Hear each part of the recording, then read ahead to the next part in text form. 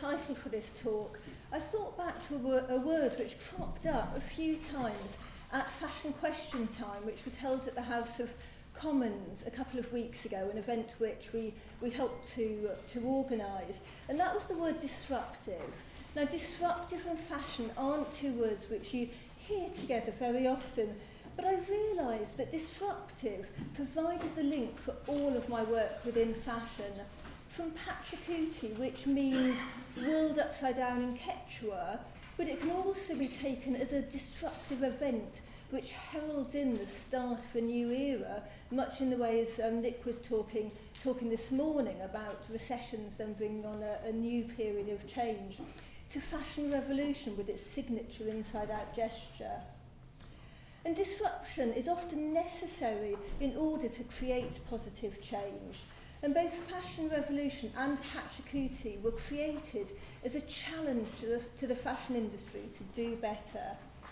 So I'm going to start by talking about my brand Pachacuti. I say my brand, I don't really do any work on Pachacuti anymore, so I feel slightly hypocritical still calling it my brand. My staff are running it fantastically in my absence. And I'm going to talk about how fashion can be used as a positive and practical tool for change within communities, before going on to talk about Fashion Revolution.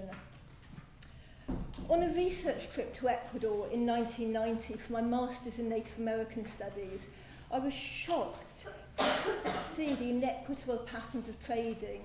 I went there to study textile production, and when I saw the weighing scales, an international symbol of justice, being loaded with wool, and the producer being charged a price which bore no resemblance at all to the cost per kilo on the other side, I just felt a real sense of outrage at this clear discrimination I saw before me. Quechua speakers who had only rudimentary knowledge of Spanish were at the mercy of the middlemen, both for buying their wool and for selling their finished garments. I'd also met two knitting cooperatives who had both experienced arson attacks because of the threat which forming a workers' cooperative posed to the middlemen who were controlling the wool industry. Now, I had a fully funded PhD ahead of me at the time, a rarity I know these days, and if I hadn't have picked up Anita Roddick's autobiography, sitting in the garden one sunny day at the beginning of summer, my life would undoubtedly have been very different, and I would probably have continued with a career in academia. But I didn't. I picked up this book and I read it from cover to cover. And I decided that if one woman could make such an impact in the beauty industry with no prior knowledge of the industry, then there was nothing to stop me trying to do the same, at least in my summer holidays. So I returned to Ecuador and I gave the two cooperatives I had met the resources to buy their raw materials in bulk so they didn't need to go through the small middlemen.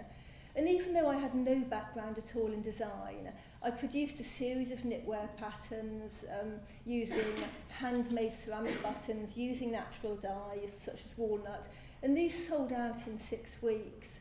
And seeing the tangible difference that this was making to these communities, to the workers' cooperatives, I gave up my PhD and decided to focus instead on improving the lives of more people within the Andean region. Now, as I mentioned, I named my new business Pachacuti, which means world upside down in Quechua, and it really symbolised my desire to redress the balance in the fashion industry and to demonstrate that it is possible to run a clothing business which not only benefits everybody who's touched by the production, by the supply chain, but which is also financially sustainable and environmentally sustainable. Now, the whole concept of fair trade wasn't known 23 years ago, unless it related to some really disgusting Nicaraguan coffee. Far less those terms we've talked a lot about this morning, ethical and sustainable fashion. And flushed from the success of that first summer of trading, I was delighted when a friend's mother offered to lend me £5,000 to help to grow my fledgling business. But the first 3 years of Pachacuti threw up many unexpected obstacles. First of all, an armed robber in Ecuador stole all of my business profits and the aforementioned £5,000 loan, a lot of money at the time, and 2 death threats followed. Unfortunately, the theft also coincided with Black Wednesday, when Britain dropped out of the European exchange rate mechanism. The pound devalued by 30% against the dollar, so when I went to borrow more money to replace the money that was stolen, it cost me 30% more than it would have done originally. And then the UK went into recession. Never one to give up, I decided to save money by living in a van for most of the year. But this was at the time, it was under Margaret Thatcher's era, it was at the time of the Criminal Justice Act, and anybody living in a van was considered a possible traveller, and people were scared of convoys arriving in their town. Now, I was living in a pea green Dodge van, which clearly looked very dodgy, so almost every night I was woken up by the police and moved on. So it really wasn't a very easy start at all, but I'm definitely not a person who's easily deterred. And over the past 23 years, Pachacuti has grown into a multi-award-winning fair trade company. We've always been best known for our hats, for our classic Panama hats, and over the last few years we've made a decision to focus much more on those, but we do still work with a lot of our other producers, with the people who make really beautiful woven bands for our hats, for the embroiderers. And so often when I return to Ecuador now, I find these people have gone out of business because there aren't enough people supporting these traditional artisanal skills. Every time I go, the people who have been weaving our hat bands have dismantled their looms and we have to find somebody else. And it's really, really tragic to see how rapidly those traditional skills are declining in Ecuador and how the market is full of imported Chinese equivalents, which are often posing as Ecuadorian embroidery or weaving. And Pachacuti is still something of a rarity.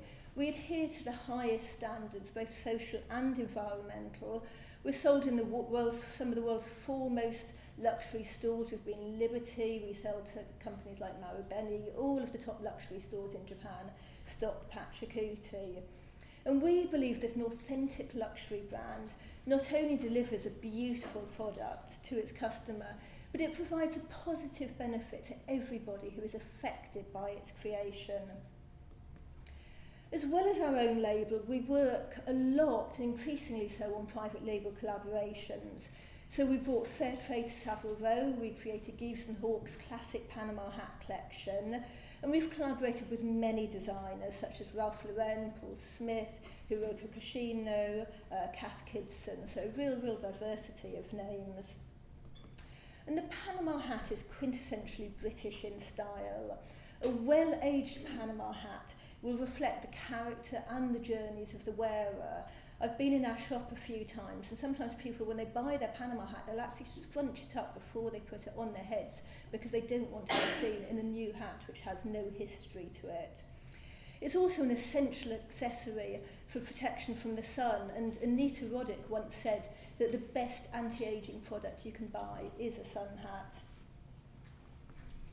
Combining the heritage of two cultures, a Pachacuti Panama hat links the creativity of British design with the unique savoir-faire of Ecuadorian weavers. And each hat has its own identity, it has its own character. They take between 1 day and a month to weave, depending on the fineness of the hat.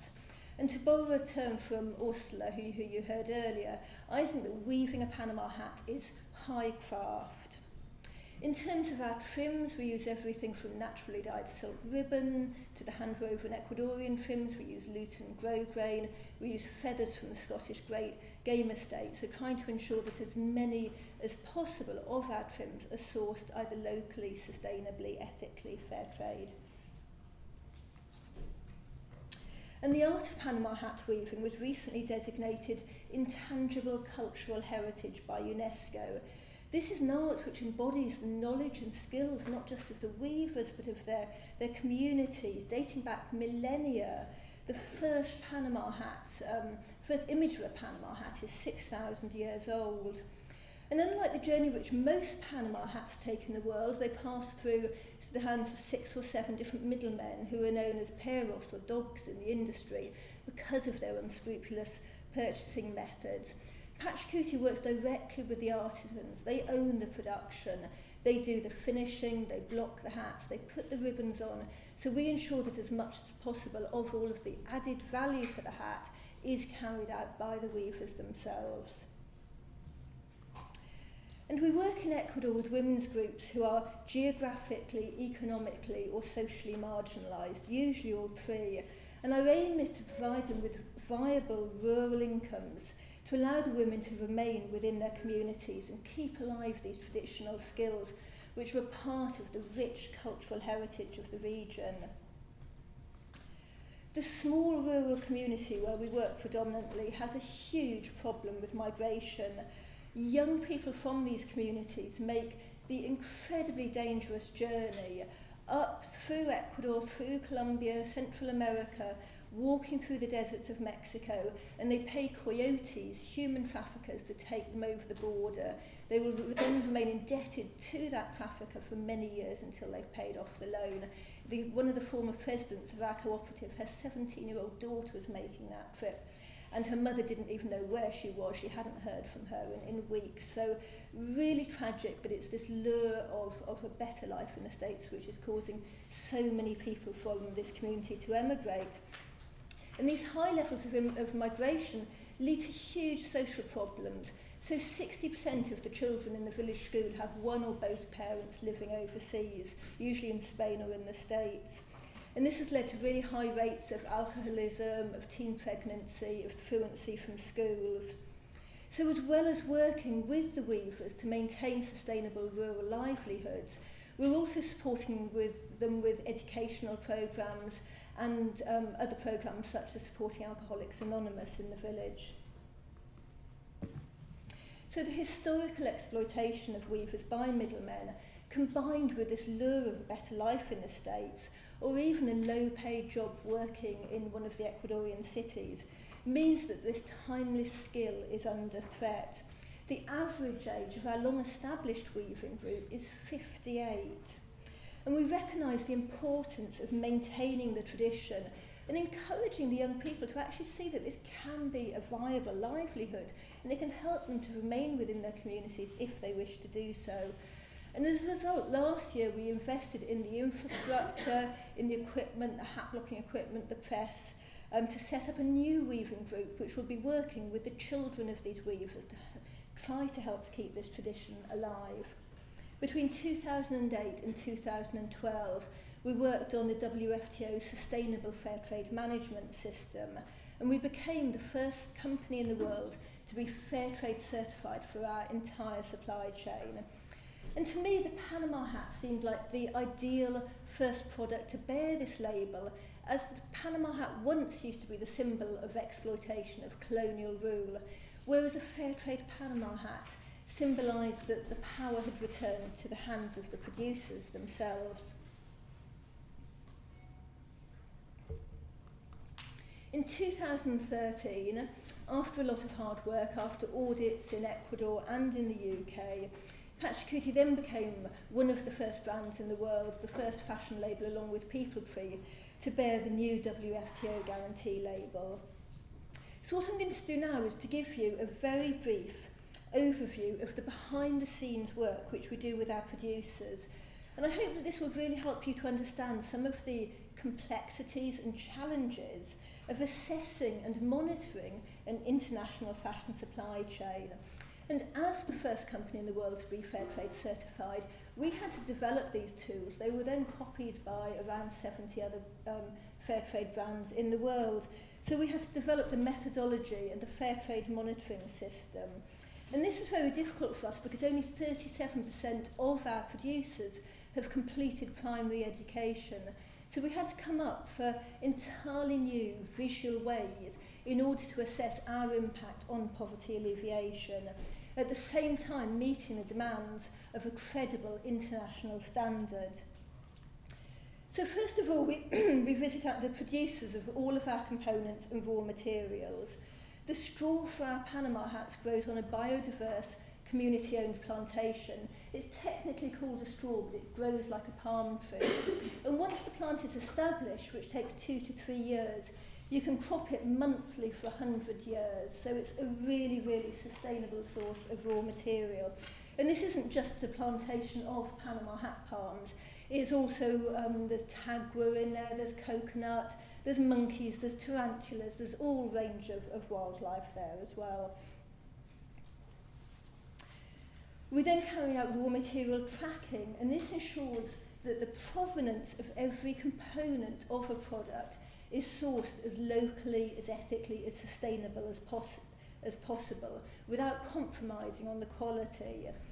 We've also calculated the water and the energy usage for every hat, and we also do annual calculations of Patch Cooties' carbon emissions throughout our entire supply chain. So that's not just the shipping, that's our use of water and gas and energy within our headquarters and all of our exports and UK deliveries as well. Because you can't really say that you're working to improve your impact on the environment unless you're monitoring that, unless you know what your impact is and you're positively working to reduce your carbon footprint every year. We also carry out worker interviews, and this helps us to assess our impact and the impact of fair trade on our workers' lives. We use quite a simple system for this. We use happy faces, sad faces, okay faces. And the answers and the statistics we receive from that, we then use to elicit further responses to say, why are you happy about this? Or what's changed from last year when we assessed this? Why aren't you as happy? Or why are you more happy? What's changed? But even this isn't what's straightforward. We had an elderly lady a few years ago who kept on putting the pink face into the hat where we were collecting the responses. And I said to her, well, why aren't you happy about anything? And she said, well, I don't really understand what we're doing, but pink's my favourite colour. So this is the level of education we're dealing with in order to monitor our response. We also work with our producers. We interview a selection of producers to calculate their cost of living, to ensure that we're paying them a fair wage for their local environment. And this will enable them to maintain sustainable livelihoods. And we measure the increase in the price we pay for Panama hats against the Canasta Familiar, which is the government-regulated basket of essentials for a family of 4. We also carry out eco-mapping, and again this is really visual. It's a really clear way to identify any issues relating to health and safety, water, storage of chemicals, residues, risk of accidents. And as a result of the findings of the eco-mapping, we then work with the producers in order to improve in any areas where we found issues. So here you can see we've improved their composting, and then they grow the food for the lunch for the workers within their garden. We also spent $2,000 last year on healthcare, so things like masks and gloves, first aid kits. One of the things we discovered from eco-mapping was one of the main health issues faced by all of our weavers was poor eyesight, and this actually led to a lot of quality issues. But it was far too big a problem for us to tackle on our own. Paying for a cataract operation was $100 a time, and glasses were $15 to $20. And we had sort of 400 or 500 weavers, and then another group we were working with to a lesser extent, which was up to 1,000 weavers at the time.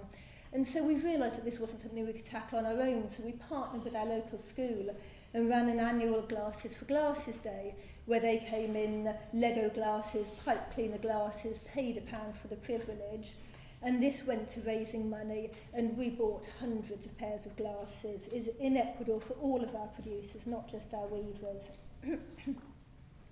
And with each group we then create an action plan so that they can help to decide how fair trade will benefit them most.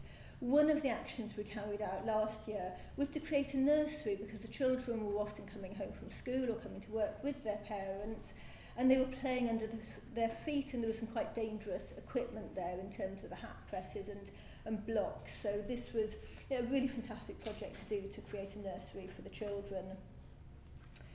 We also participated in the 3-year EU Geo Fair Trade project, and this brought about an unprecedented level of traceability, and it linked geographical data with social, economic and environmental indicators. And more than ever in this globalised world, we need to rediscover fashion which has a traceable narrative. Despite the region's remoteness and inaccessibility, we collected the GPS coordinates of all of our weavers' houses.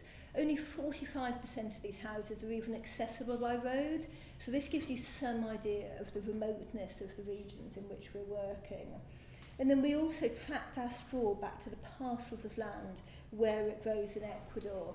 And just collecting this level of data took us 6 months, so it really was quite an intensive project.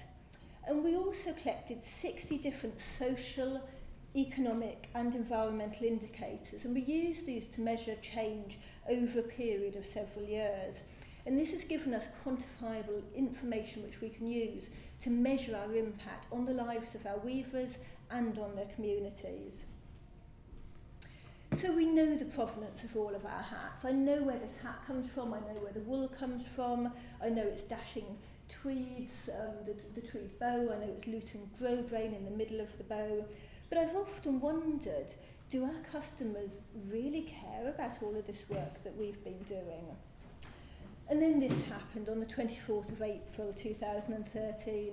And since the Rana Plaza disaster, there has been a seismic shift in consumer interest globally as to where their products were made, as to how they're made, as to who made them.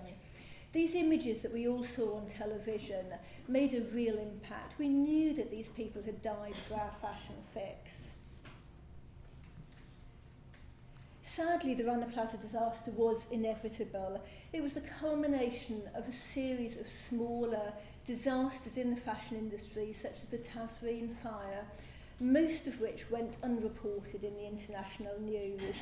And many of us had warned with a mixture of many of us had warned that a disaster of this scale was on the cards, and we watched with a mixture of rage and impotence as our worst fears were played out. Everywhere I looked, there were articles in magazines and newspapers online saying this is why we need an ethical fashion industry, this is why we need fair trade. And all of us who were working within those fashion circles wondered how we could channel this energy, this momentum. And we saw the Rana Plaza catastrophe as a metaphorical call to arms. Now, I have to admit that I wasn't one of the many people who were in London having meetings, trying to formulate a response from the ethical industry.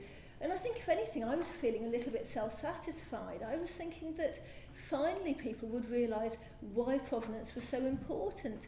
Even a week, 2 weeks after the disaster, many brands didn't know whether they were sourcing in Rana Plaza because the supply chain was so fractured. And so really I was feeling quite self-satisfied and hoping this would draw attention to the work we'd been doing. And a couple of days after the disaster, I ran myself a hot bath on a Sunday night. I didn't have an Archers podcast to occupy my mind, which was very unusual for me. And suddenly the idea for Fashion Revolution literally popped into my head in the bathtub. I'd love to be able to take credit for this being a finely honed idea, being something really well thought out, but it wasn't. It was an idea in the bath, but I knew I had to act on it. I knew that if I didn't get out of the bath and do something about it, that this idea could easily slip away. So I got out of the bath, and I'm not sure whether I phoned or emailed Ursula, but I sent her the idea for Fashion Revolution. And the next morning, having got Ursula's enthusiastic response, Lucy Siegel contacted me, and she was equally convinced that an annual Fashion Revolution Day was just what we needed in order to capitalise on this momentum and to ensure that all of the victims, not just of Rana Plaza, but all of the people who have died in the name of fashion, won't be forgotten. So Rana Plaza would be the impetus needed to bring about a change in the fashion industry. And as a result of these meetings over just a couple of days, Fashion Revolution was born. Baroness Lola Young of Hornsey has said, Fashion Revolution Day promises to be one of the very few truly global campaigns to emerge this century. And as we've heard this morning, the fashion industry has enormous impact. It's often seen as being something frivolous, but really its impact in terms of trade, in terms of waste, its impact on people and communities is enormous. And Fashion Revolution believes that fashion has the potential to improve the lives of millions of people around the world. At the moment, the fashion supply chain is fractured and the people who make our clothes have become faceless, and this is costing lives. So we knew that unless we stamped our resolve there and then, the Rana Plaza disaster would be dismissed as one of those unfortunate realities of contemporary life. So this is a way to keep the most vulnerable people in the supply chain in the public eye. The first Fashion Revolution Day took place on the 24th of April 2014. Every year, Fashion Revolution, the movement, will drive forward a different Fashion Revolution Day campaign to tackle some of the most pressing issues within the fashion industry. It's the day on which we celebrate fashion as a positive influence and all of those people, all of those designers and brands who contribute to making it so. We want to rally the high street and the high end, the designers, the brands, the campaigners, the activists, the press and everybody in between. Fashion Revolution wants to celebrate fashion's potential as a force for good. And from the outset, we knew that for real change to happen, we had to collaborate with the brands and with the retailers. So this is why we've created a worldwide platform which everyone can use. It's a positive platform, it's an inclusive platform. It's a platform we can use to raise standards. We want to set an industry-wide example of what better looks like. Even though much has been done over the years to bring about change by individual organisations, Fashion Revolution provides a platform, an umbrella, for many of these best practice initiatives. Everything from fair trade, which focuses on the cotton farm, we're at the beginning of the supply chain, to those young designers who we've heard about this morning who are finding creative ways to reuse and upcycle the waste from the industry. On the 24th of April last year, the campaign ran in 62 countries around the world. Every major global newspaper, TV station, fashion magazine covered Fashion Revolution. British Vogue even ran an inside-out street-style gallery the following day, and that really has to be a first. Tens of thousands of people around the world wore an item of clothing inside out on the day, and our hashtag Inside Out became the #1 global trend on Twitter. Brands and retailers were challenged to take responsibility for the people and the communities on which their businesses depend. Renowned fashion photographer Trevor Layton took our celebrity photographs, and our PR reach just from these images from the UK was 80 million. In the UK, students at the University of the Arts in London, together with the Pants to Poverty, organised a fash mob, that's the fashion equivalent of a flash mob, in London. We had events at Somerset House, at Show Studio, there was panel discussions, there was conferences, there was a debate on ethics and sustainability at the House of Lords. And events took place in the 62 countries around the world. Here you can see in Barcelona we had 2,000 people attending an outdoor catwalk show. In countries like Finland they organised 32 different events. In Kenya they held a spoken word and poetry competition on the theme of Who Made Your Clothes? And in Swaziland they did something very simple but powerful, and they gave cameras to 8 different producers to use them over the course of a week to document not just their work, not just what they were making, but also their everyday lives, their children going to school, cooking their dinner. Using the same branding around the world and asking people to turn an item of clothing inside out was a way to visually link the people who love fashion, who wear fashion every day, with the people who made their clothes. The message was really clear. We want to know who made our clothes, but unfortunately very few brands replied to their customers.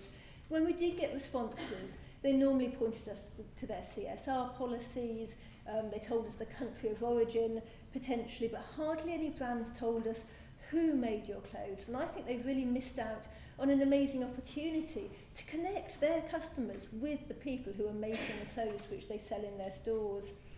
The best response we had was from a German streetwear brand called Ragwear, and they posted on Facebook about 10 different photographs of different people working in their factory in China, making the clothes, ironing them, packing them, and this was just the kind of response which we wanted to see.